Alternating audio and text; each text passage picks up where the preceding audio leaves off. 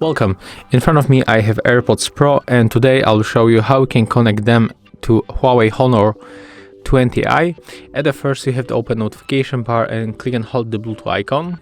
Right now we have to open charging case of our AirPods, and we have to click and hold this button to move them into the pairing mode, and you can spot that when the indicator starts blinking on a white color.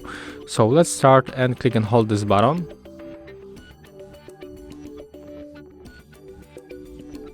Right now we can release, and right now tap on the switcher to turn on the Bluetooth settings, and when they pops on the available devices list, we have to simply click on them to connect, tap pair, and as you can see right now we are connected. So that's how we can make it. Thank you guys for watching. Leave thumbs ups, comments and subscribe to our channel. See ya!